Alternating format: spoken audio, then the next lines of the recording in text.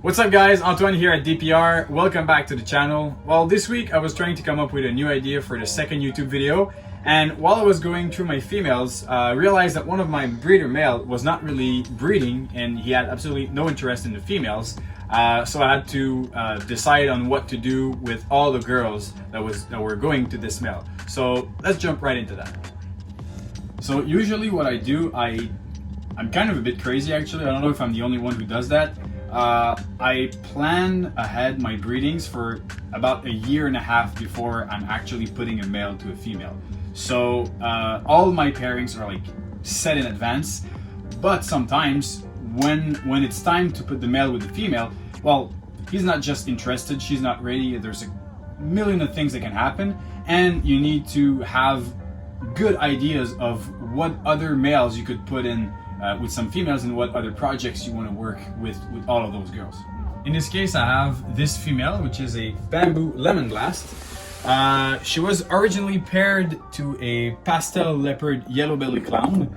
At first, he was showing signs of interest, but then he just didn't care anymore. So I had to figure out another male to put with this female. So here's the pastel leopard yellow belly clown. So you'll see, like, he just stopped eating a couple months ago. He stopped having any interest in the females. So what I did, I put a hide inside of his tub. Actually, he took his first meal this week after doing that little trick.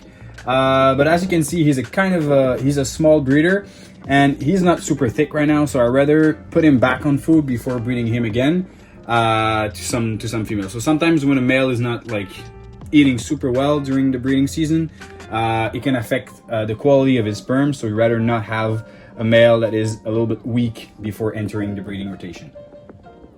So at first, this male was showing some sign of interest. Not sure if there was a good copulation, but I gotta be conscientious. Is that it? Conscientious? Conscientious? Yeah, exactly. All right, so I gotta be conscientious about the next male I'm gonna breed to her, since I want to be able to have a proper idea of the babies when they hatch. This male is a clown, so if ever I have, like, for example, I plug as the next male, I plug this one, which is an Orange Dream Pastel Puzzle. If I have a pastel, for example, in the clutch, and both male did have sired the clutch, I wouldn't be able to tell if it's a pastel het clown or a pastel het puzzle. Here, what I'll do, I'll use this cinnamon red stripe yellow belly clown to breed with this female. So let's say I hit exactly the genetics of the female, which is pastel, bamboo, and pinstripe. I'll be able to tell exactly that this snake is 100% het clown because the two males that I'll be using are visual clowns. So in that way, when you're a little bit more conscientious about the type of pairings that you're doing, it makes IDing your clutch so much easier down the line.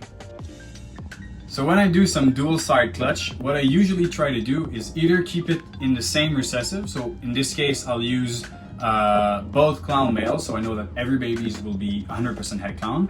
Or if you have to use like another direction, a good thing for you to use is a super form in your male, since you'll know exactly which male did sire some of the babies. So for example, right here, I have a Orange Dream Enchi Cinnamon Super Vanilla. He comes from Mandy at Next Morph. Big shout out to her. It was a pleasure doing business with you. And well, this male actually has two types of super form. He's Super Vanilla, which has 2 copies of the vanilla gene. So every single babies will have the vanilla inside of them. And he's also Cinnamon Enchi. And both of those genes have been proven to be allelic. So it means that they will either give one or the other. So every babies coming out of this male will be either Enchi Vanilla or Cinnamon Vanilla. So when you use a couple of males for one female in your season, having some males with a super form inside of them is really useful to ID those babies and separate some of them. So for example, if I was using the first male, which is the pastel leopard yellow belly clown, and this one, I'll be able to tell which ones are clown and which aren't actually, since this one is a super form. Thank you guys very much for watching. Hope it was really helpful. Make sure to go down in the comments Let me know what is your most anticipated pairing for this coming season, and make sure to subscribe and like this video. But before leaving you, I had a absolutely insane clutch being laid this week, so I'll let you down with the footage and some infos about that clutch. See you later.